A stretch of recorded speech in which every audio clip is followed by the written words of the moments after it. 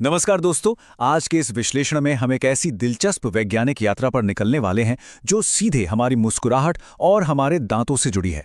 हम दांतों के पीले पड़ने के असल कारण यानी रूट कॉज को समझेंगे और ये भी जानेंगे कि विज्ञान के हिसाब से इसका असली समाधान आखिर है क्या। तो चलिए सीधे शुरू करते हैं और इसके पीछे के हैरानगेज विज्ञान को समझते हैं। देखिए, सबसे पहले एक अजीब सा विरोधाभास या पैराडॉक्स सामने आता है। आखिर 8000 साल पुराने एक इंसानी कंकाल के दांत आज के आधुनिक इंसान से ज्यादा सफेद और मजबूत कैसे हो सकते हैं? आज जब ओरल हाइजीन को लेकर हम सब इतने फिक्रमंद हैं, तरह तरह के महंगे प्रोडक्ट्स इस्तेमाल होते हैं, फिर भी दांत कमजोर और पीले होते जा रहे हैं। वहीं दूसरी तरफ हजारों साल पुराने हंटर गैदरर्स, जिनके पास ब्रश या टूथपेस्ट तो छोड़ ही दीजिए, कुछ भी नहीं था, उनके दांत एकदम मजबूत और हेल्दी थे। ये आखिर हो क्या रहा है? इस राज को खोलने के लिए आते हैं पहले भाग पर, how diet ruined our teeth, यानी हमारे खान पान ने हमारे दांतों को कैसे खराब किया।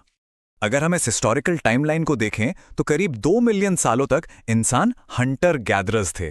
तब डाइट में कच्चा मांस, जड़ें और रेशेदार फल होते थे। ये हार्ड खाना चबाने से दांत नेचुरली साफ होते रहते थे। लेकिन करीब 10,000 साल पहले जब खेतीबाड़ी शुरू हुई तो इंसानी डाइट में वीट और बार्ले जैसे सॉफ्ट कार्बोहाइड्रेट शामिल हो गए।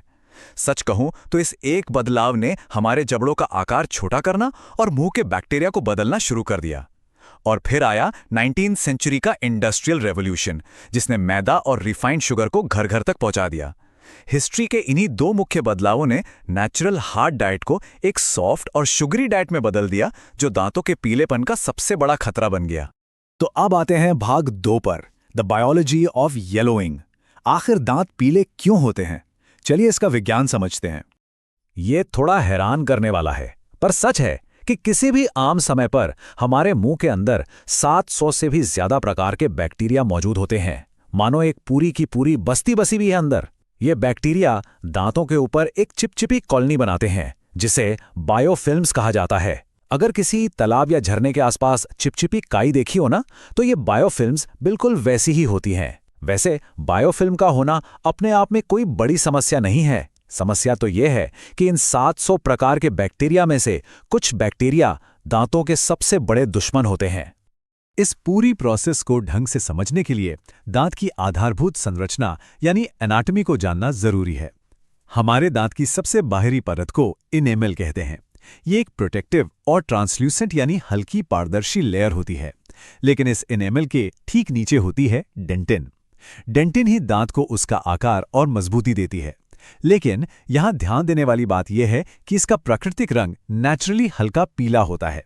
अब ये बायोलॉजिकल कैस्केड देखिए कि दांत आखिर पीले होते कैसे हैं।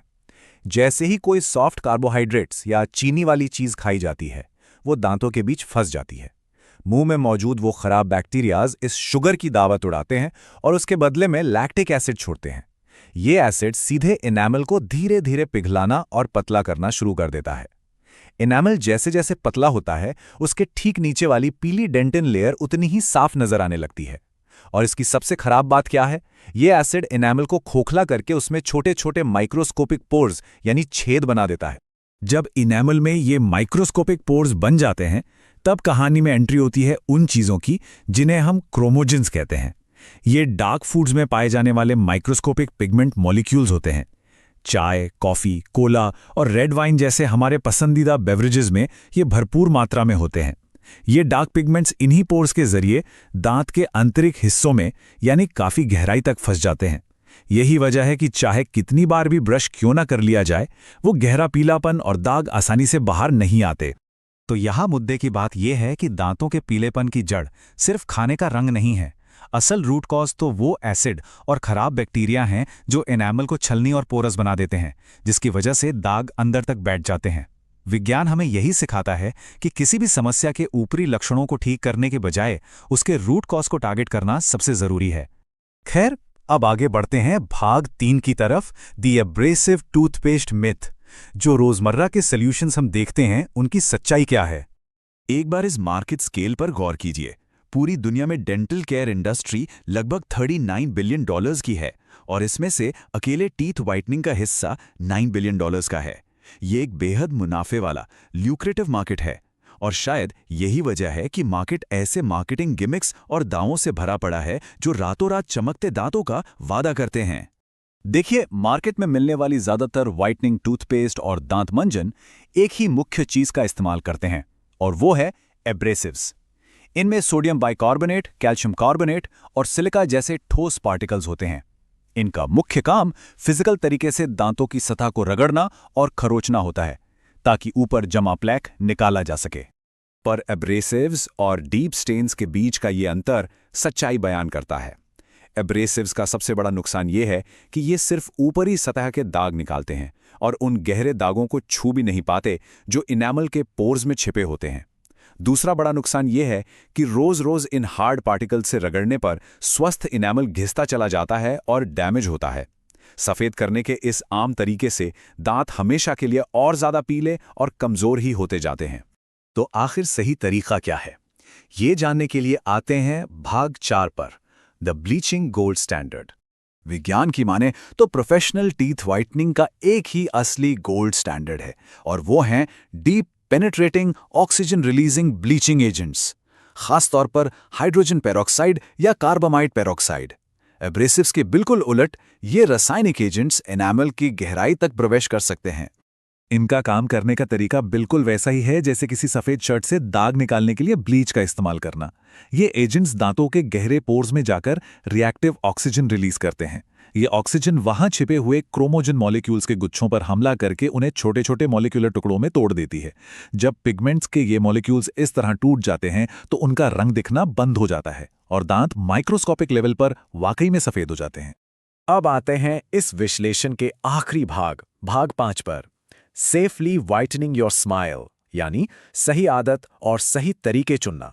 ये टेबल अलग अलग गोल्स के हिसाब से सही विकल्प दिखाता है। अगर दांत सिर्फ 2 से 3 शेड सफेद करने हैं तो पोटेशियम परऑक्सी मोनोसल्फेट यानी MPS वाले टूथपेस्ट एक सेफ और अच्छा ओवर द काउंटर विकल्प है। अगर 5 शेड्स तक व्हाइटनिंग चाहिए तो 3 से 10% हाइड्रोजन पेरोक्साइड वाले स्ट्रिप्स या जेल्स का इस्तेमाल हो सकता है।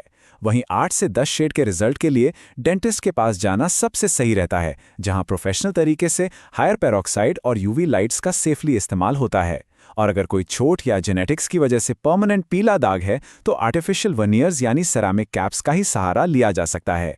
लेकिन इन सभी तरीकों से बेहतर और सबसे जरूरी नियम एक ही है, सेफ्टी फर्स्ट। सच तो यह है कि कोई भी महंगा व्हाइटनिंग ट्रीटमेंट तब तक लॉन्ग टर्म असर नहीं दिखाएगा जब तक उन आदतों को नहीं सुधारा जाता जो बैड बैक्टीरिया को खाना देती हैं। हाईली एसिडिक और चीनी वाले खाने को लिमिट करना बहुत जरूरी है। और सबसे आसान आदत, मीठा खाने के तुरंत बाद सादे पानी से मुंह जरूर धो लेना चाहिए। इस एक छोटी सी आदत से बैक्टीरिया को शुगर नहीं मिलेगी और दांतों को पिघलाने वाले एसिड का बनना तुरंत रुक जाएगा। खैर, इस विश्लेषण को हम एक बेहद गहरे और सोचने पर मजबूर कर देने वाले सवाल के साथ खत्म करते हैं। अगर 10,000 साल पहले सिर्फ खेती की शुरुआत ने हमारे जॉ स्ट्रक्चर और नेचुरल वाइट स्माइल को हमेशा के लिए बदल कर रख दिया, तो आज की हमारी आधुनिक आदतें हमारे शरीर में और कितने अनचाहे बदलाव कर रही होंगी जो अभी तक हमारी नज़रों से छिपे हैं। विज्ञान सिर्फ पुराने राज ही नहीं खोलता, बल्कि हमें हमेशा नए सवालों के बारे में सोचने पर भी मजबूर करता है। इस विश्लेषण में साथ जुड़ने के लिए बहुत